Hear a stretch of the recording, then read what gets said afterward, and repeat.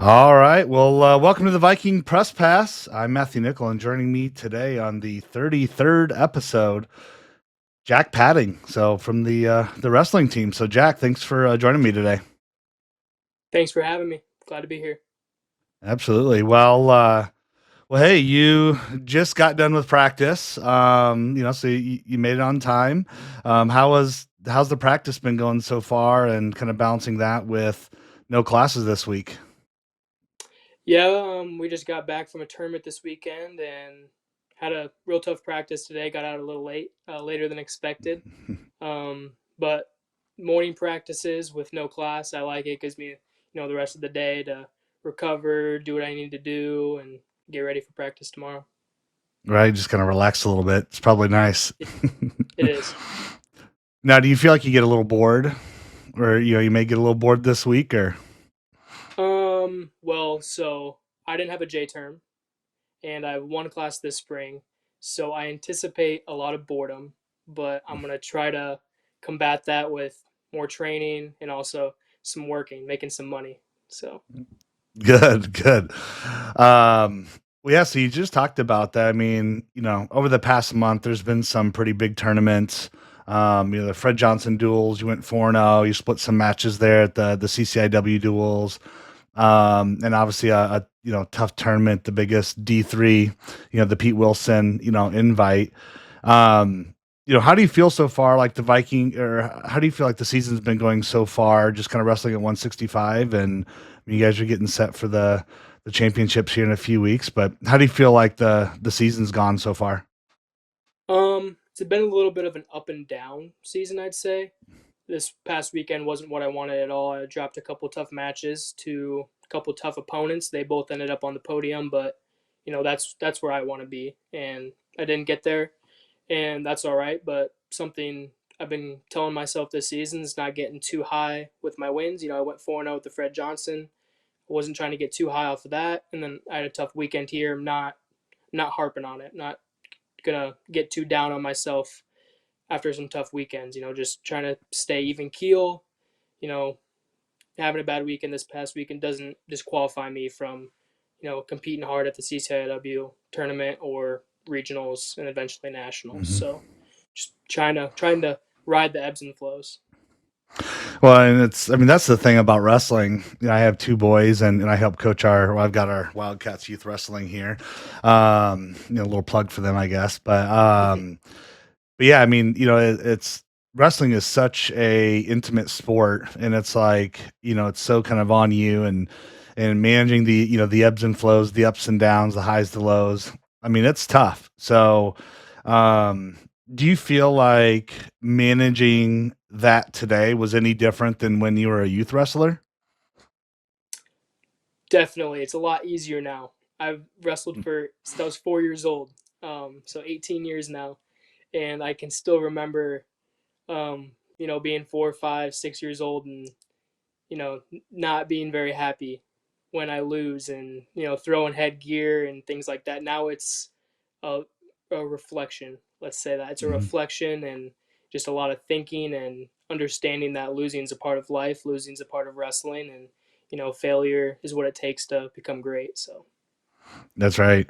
I mean, sometimes even the practices are even worse when, like I tell my boys, "Hey, you want to lose in practice. That's where you want to make your mistakes. You don't make your mistakes in the tournament. You want to make them in practice. We're always learning kind of regardless. So, right. 100%. Now, in 2 weeks, is the CCIW Championships.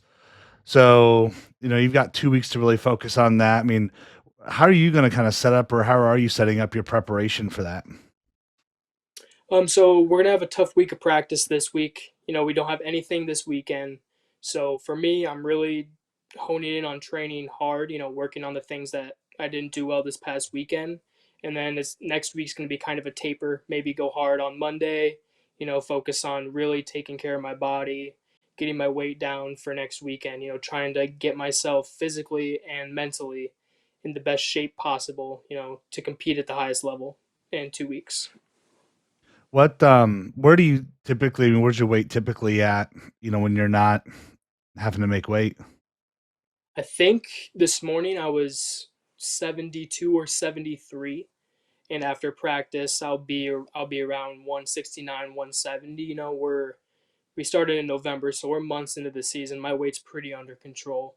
It's just the last 2 or 3 days, maybe even just last day, just getting that water out. That's 3 4 pounds, and then I'm on weight. So weight really isn't an issue. The beginning of the season it's hard. Haven't been down to weight in a long time, but at this point in the season, it's routine. It's it's easy. Yeah. Do you now when you go to the championships, do you have to weigh in the morning of, or do you weigh in the night before?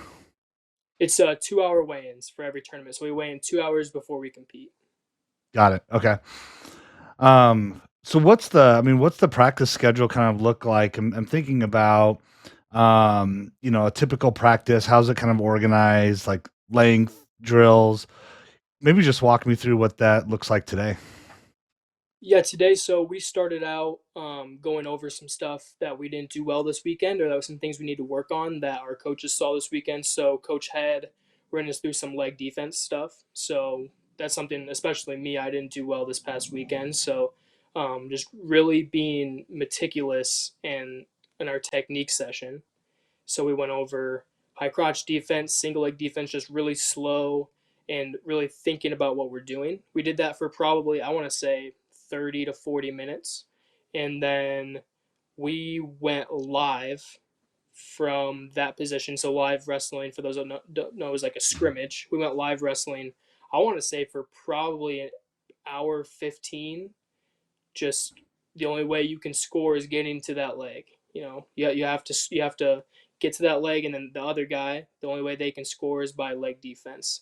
So today was really about the things we didn't do well this past weekend, and that was getting our legs back. So today we went 2 hours, which is usually a lot longer than we normally go, but it was really good for us because we were really just being really thoughtful about what we were doing.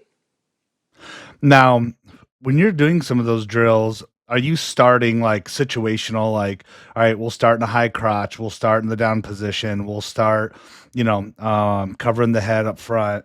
Now, do you guys do a lot of like situational starts as well? And then you gotta, score, off of that. Yeah, we do. I'd say we do a lot of that. Today was more so just like we're gonna start neutral. The guy's gonna take a shot, and then we're getting our legs back. But most of the time, we really do situations like we'll start in on a front headlock on the mat. We'll even start like, hey, you're on your back with 15 seconds left. You can't get pinned. Just situations like that where we're putting ourselves in match situations so that when we get there, we're comfortable. We've been there before. Yeah. Um, Now, I was always kind of curious to see how how Tony sets up some of his practices. The next year, hopefully, I'll come over and maybe sit in on a few. Because we're always trying to think about things just from our youth development program. How we can continue to give them just different experiences, different setups, different a lot of different work, and but it's always difficult because each year you kind of start back a little bit, to basics. We have an advanced room and a beginner room. Um, you got to kind of figure out where kids are at, but then just kind of dusting it off. But now, prior to your match, do you have any like just match or meet day routines? That you go through. When you're in the hallway before you step out. There in the Carver Center, like I do this, I listen to this. So I am very anti music when I'm warming up.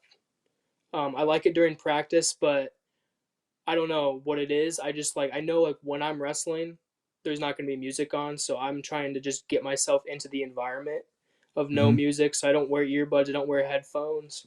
A day of a tournament, I always make sure I have like a liquid IV or something to get my hydration back after the weight cut. I try to not be superstitious. I don't really have any quirks that's something I have to do every single day, every single time I compete. Um, but yeah, no, not really. I don't know. It's something I went away from. I used to be really superstitious when I was younger, and then finally I just been doing this so long. I'm like, I don't need this anymore. I don't need to listen to this pump up music. I'm already pumped up and ready to go when I step out there. Yeah. Yeah, I think the motivation thing though, especially, I mean, at a younger age, you just got to kind of find something that works for, for Yeah. something, and it's always different for them. But um, they don't quite know how to regulate that, or kind of, get mentally prepared sometimes. So, Right. um, now, I mean, in high school, you were super successful. I was just looking at, I mean, you had the most wins in Alleman program history, state champion your senior year, four-time state medalist. Um, as you transitioned from wrestling in high school to wrestling at the collegiate level, how big of a jump was that? Even in the D3 space, just from a competitive nature. Yeah, it was a big jump. So my freshman year, I played football at Augie, and then I jumped from football right into wrestling. And I thought, hey, I can come in here, I can do what I want with these guys. I think I went 6-11 my freshman year, so I took some lumps. I had never had a losing season in my life, but it made me really think how much I need to work on those positions that have just been like second nature to me my whole life. I've just been able to, you know, for the most part in my high school and grade school career, just kind of bully guys. Well, I need to really think about these positions in a different way. I really need to treat my training differently. So I ended my football career unfortunately after my freshman year, but it was what I needed. Dropped a weight class, and I think it's been better for me. I've been a much better wrestler since then. So Yeah, it's tough. I mean, trying to be a dual sport athlete in college, yeah, for those that can do it, um, it's tough, man, especially with wrestling and football being so close, and it's like polar opposites around. You think about, football generally, you want to be heavier, you want to be bigger. And in wrestling, it's like you want to be, the lightest that you can be. So it's kind of a delicate balance going from one to the other, and then, you miss a couple of weeks with that overhang. So that's a tough one. I can certainly get that. yeah. We have our warriors. We have Woodry and Teak that do both, but they're heavyweights. For me, if I was gonna do both, if I wanted to see the field, I would probably have to you know, walk around at 185, 190. I was a linebacker, and that just wasn't in the cards for me wrestling wise. I was gonna have to be a 65 pounder probably to be successful at all. So it was a tough decision to make, but it was the best decision for me in the end. Yeah. Now, how'd you land at Augustine? I mean, obviously, you're in local Rock Island Alleman, so it's like, you could throw a rock and hit Augie from Alleman, but how'd you eventually kind of land there? Yeah, yeah. Every school I've been to in my life is within like a 1 mile radius. I went to Jordan Catholic School, then Alleman, now here at Augie. But I was talking to a lot of schools, around my junior year of high school, and then COVID hit, and a lot of those contacts stopped. But the ones that stayed persistent were Coach Tony, and then Coach Bell with the football team, and it made sense to me. I wanted to stay close to home. You know, money wise, it made sense, and I've been around here my whole life, and I just kind of fell in love with it in a way I had never seen it before until I started to come on campus more and more. And it's the best decision I've made in my entire life. I'd say staying close to home. I love all my teammates. I still talk to all my football teammates that I had my freshman year. I still talk. I mean, and me and my wrestling teammates are like brothers. So it was the best decision I could have made. Yeah, no, 100%. I mean, it's interesting too, even just growing up so close. I even talking to other, student athletes. I mean, I'm fairly local as well, but I was on the Iowa side, um, but it does feel like when you're on campus, you're in, a little bit of the. I mean, they talk about the Augie bubble, and it's real. Um, it definitely doesn't feel like you're in the middle of Rock Island sometimes. When you're on campus. Did you choose to stay on site then, or did you choose to kind of live at home? I lived at home for 2 years. I lived with my parents, saved some money, didn't pay for housing, didn't have a meal plan, and then I moved to an off campus house my junior and now my senior year. Um, yeah, I hadn't seen the slough until I got on camp until I like was an Augie student. I've lived in Rock Island my entire life, and I had never seen the slough before. I was like, this is beautiful. It's like this has been Yep. hiding here in Rock Island the whole time. I mean, I went to Young Guns my whole life, and it was at Augie. It was in the Carver Center, and I was like, man, there's this beautiful campus, and I lived here my whole life, never seen it. Yeah. Gosh, I remember the last year. It's funny you mentioned Young Guns. That's actually where I got my introduction to wrestling because I didn't wrestle. I wrestled for a little bit my seventh grade year, but I had to choose between that and basketball, and I just didn't know how to balance it. So my boy started wrestling at Young Guns at age of 4, in the Augie room there. And I was looking on track, I was kind of curious if you were with another local club or with the Pioneer, youth club. And yeah, I saw you were at Young Guns, and it's like, heck, I was actually got the, funny you say that because I had this like hanging on the back, Mm-hmm. all the good fun stuff. Know Eric really well. He became a good buddy of mine. And, um, what was it like just kind of growing up, and learning like, through like the Young Guns platform? Did you wrestle with anybody else? Like I know Alleman had that, like the Junior Pioneers. Did you do anything with them at all, or mostly stay with Young Guns?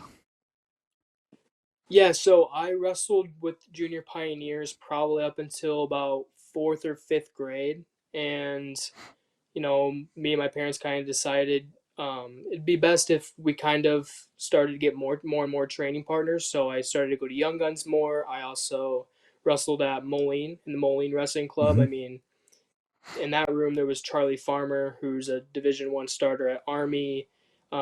Eventually DJ Parker, who's at Oklahoma. I mean, so many guys from around this area that I was training with growing up, that are doing great things now. So, yeah. Yeah, those are both good dudes. Gosh, I remember Charlie when he was a freshman. He was at the Soldier Salute, and he drew Spencer Lee. So Yeah. I was like, well, that's tough. But yeah, I saw DJ. He went because it was originally what, North Dakota State, and then he just went to Yep. Oklahoma this past year, right? So I'm trying to think the other kid from there that's at Central Michigan now. But yeah, Brock it's Smith interesting. and Brian Caves. Yep. I'm trying to think who's the one from Riverdale.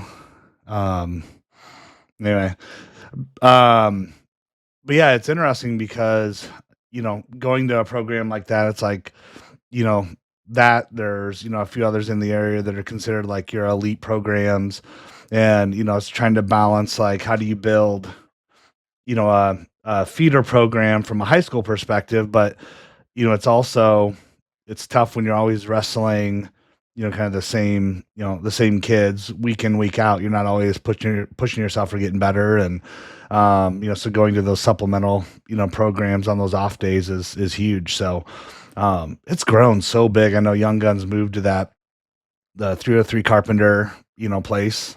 Mm-hmm. Um, but, when you think about like being a youth wrestler, that second grade, kind of seventh grade, what type of, advice, would you give to kind of a young wrestler? Um, I used to get so caught up in wins and losses growing up, and it kind of made me wrestle scared, I would say. If I had advice for kids second through seventh grade, it would just be who cares how you do? Like, go and wrestle as hard as you can for however long the match is and however many matches you have. Shoot as many shots as you can. Wrestle all out because I got to high school and I was afraid to shoot for a while, and I was hurting for it a little bit in college until I finally learned, like you have to shoot to win matches. You can't just wrestle in front headlocks the whole time, so I wouldn't get so don't get caught up in wins and losses. Is what I would tell little kids. Just and I know it's hard, but just go wrestle as hard as you can, and maybe don't wrestle 60 matches a year. Wrestle 30 matches as hard as you can. Save your body for later on, for when you're 21 and Mhm. 22, um, and train as hard as you can. Train as much as you can. What do you think is like the most important aspects of developing like a solid wrestling foundation, especially kind of in your youth time? I would say it's more mental than physical. I would say developing the wrestler mentally is probably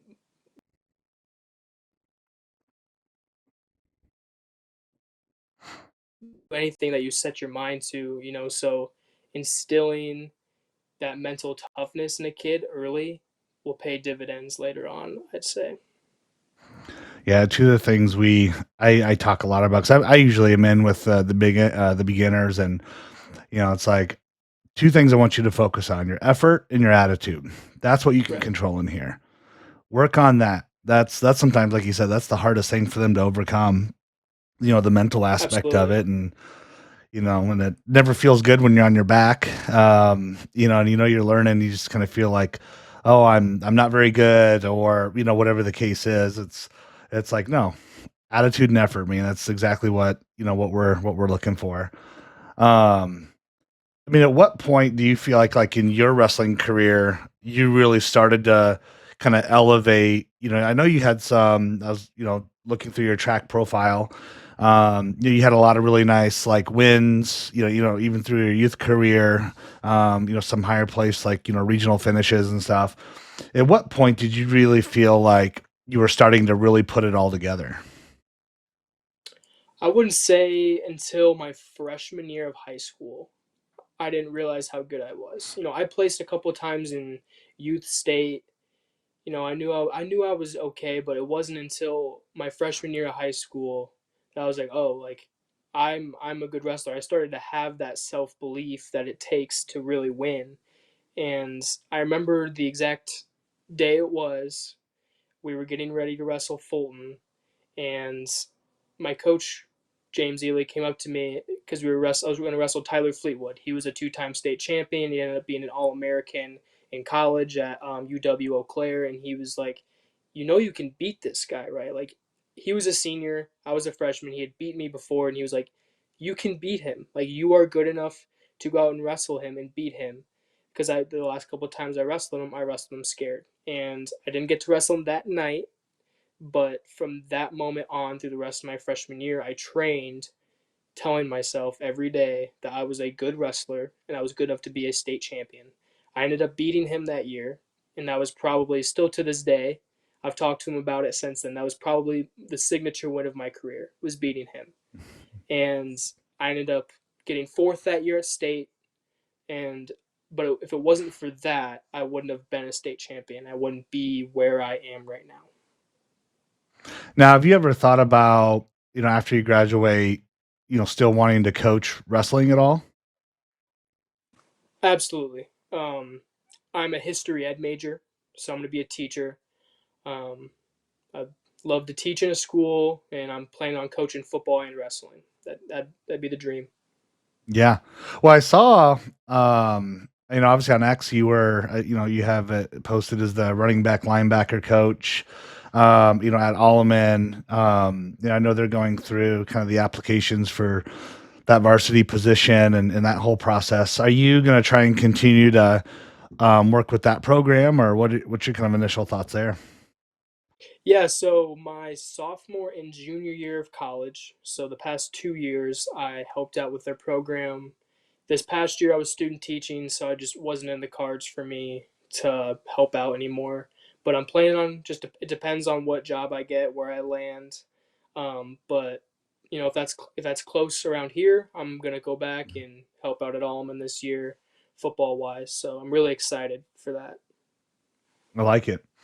Um, Yeah, a lot of, what's interesting, just a lot of like youth coaches are needed just kind of across the board, all the way up through high school. And Alleman's kind of a unique situation, just simply because it felt like sometime around COVID, like the enrollment and the participation numbers really hit Alleman really hard. It's like you go back to the teens, Alleman was a, powerhouse, especially in football. But, kind of the story I heard is once, some of the COVID, laws and or some of the impacts and regulations and stuff they were putting in place, that felt like that really kind of hit that school. And they've been kind of struggling to get some of the numbers back, as well. And I know they took a year off of that varsity, season like 2 years ago.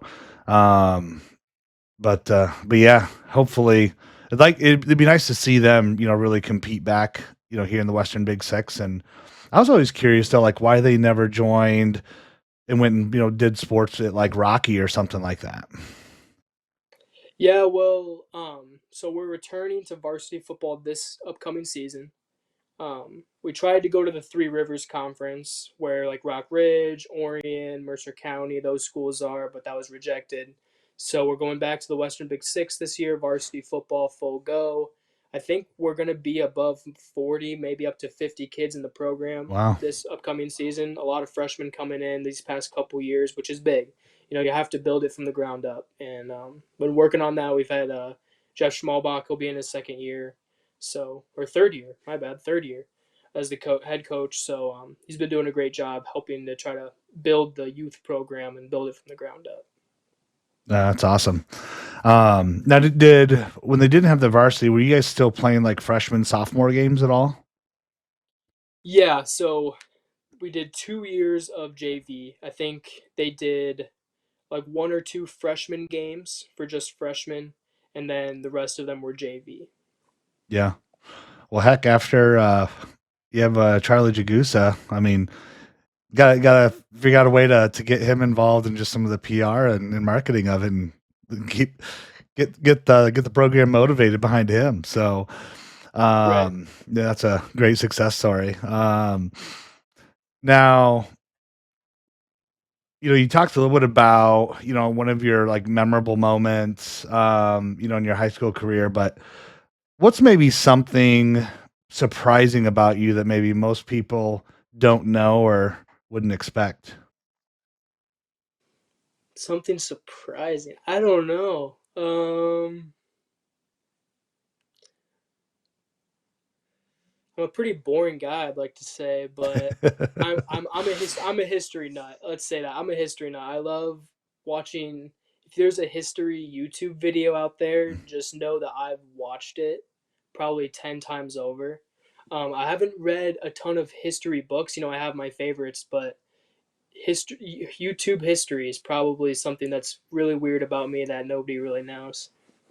What's your favorite kind of period in history? I really like 1800s, like leading up to the Civil War. So from like the War of 1812 and how kind of we were just kicking the can down the road into eventually the Civil War. Now, have you been out to DC and been to like the American History Museum and seen all the kind of artifacts around like early America? No, so I've been to DC once. It was just kind of like a pass through real quick with my parents. We went to the Holocaust Museum out there. Um, and we saw the White House, but it was really just kind of a quick trip. We were on our way back from Virginia Beach wrestling national duels, but I'm going to make my way out there someday for sure. Yeah. Virginia, is that like the Super 32? No, it wasn't Super 32. We would Young Guns. We would take a trip down there and do like a duel tournament every year. It's like a big Okay. national duel tournament. Got it. Nice. What's been, some other just like memorable kind of moments, while you've been at Augie? So my sophomore year, I was able to take all conference. I got third place. My sophomore year was pretty up and down. I tore my labrum in my shoulder, like a couple months into the season. Wasn't really sure what was wrong with it at first. Finally got an MRI, and they told me I would need surgery, but I could wrestle the rest of the season. So I had this big old brace on my shoulder. I was all taped up, and you know, just kind of went out there and wrestled as hard as I can, and with one arm, and I was able to take a all conference. And just this year's working to get back to that point and exceed it. Yeah. Well, it's the last run at it. So take it for all it can. Hmm. Now, going back to kind of your history major, um, where did you do like your student teaching at? I did it at Washington Junior High School in Rock Island. I actually did it with our assistant wrestling coach John Petrov. I was in his classroom. He's a teacher there at Washington. He, brought me in and let me do my thing. It was awesome. He was amazing. He gave me everything I needed. Left me alone so I can feel teaching alone. But then also gave me advice when I needed advice. It was a great time, and I'm still doing some subbing there. So I'm grateful for everything they've done for me. Now, do you have any kind of initial leads to like stay in the area, or you're kind of open to going elsewhere, or do you want to stay within like the Quad Cities? Yeah, I'd love to stay in the Quad Cities. That's at least my plan. I'd love to stay in the area. I'm a Golden Apple Scholar, so that's a scholarship program that you know helps out teachers with scholarship money across Illinois, and I have to stay in Illinois for 5 years. So the Illinois side of the Quad Cities is really where I'd like to be. I like it. Well, good. Well, between that and I'm sure it'll be pretty easy to find a wrestling room to coach in, and obviously the Alleman football team. I know. It's funny. I saw that, and I told my wife, I was like, man, if I wasn't committed to the third and fourth grade like North program, I was like, I might have like reached out to them and said, hey, how can I help? Just because it's fun. I love football and love being around it. That's kind of a unique situation around, just looking for help, support, people who know football, as well. But so I think you'll be landing in a pretty good spot, I think, here locally. Um, you know, so many folks want, especially in this area. I mean, just the retention of teachers, and that's always been a big topic, and um, you know, should present a number of different opportunities. But hopefully, you can find something within history, right away. I think that's the other part too. Might sometimes you have to make some concessions and teach some other classes or something. Or but now, do you want to stay like in the junior high level? Or do you want to go, more like high school? Yeah, my degree will be 5 through 12. I'd like to do middle school. That's what I did for my student teaching. That's what I like the most. But I'm gonna take what I can get. I'm not gonna be upset with any job. Yeah, absolutely. Well, awesome. Well, certainly best of luck. Here in a couple weeks. It sucks it's so far down in Decatur because I wanted to go and watch it, but it's that's a bit of a hike. So I'll just watch it on wherever they broadcast. I guess it'll probably be on track, I would assume. Um, Yeah. but yeah, no, good luck there. Obviously, good luck. After graduation. And might have to hit you up and have you come over and maybe do a few wrestling clinics for our youth club, as well next year. So trying to find different ways just to get different folks in front of them and different wrestling styles, and um, so it's like anything. You want to take the best of what you can get across, bunch of different coaches, and kind of see what sticks with certain kids. So I don't know, I might be reaching out to you Of next course. year. So, well, hey, well, thanks again, Jack. For joining me today. It's always, I always like to say it's humbling to connect back with student athletes, and you're having a great year, and good luck at the CCIW Championships, and hopefully it moves you on to regionals and go wrestle on the big stage. Thank you. Yeah, appreciate it. Go Vikings.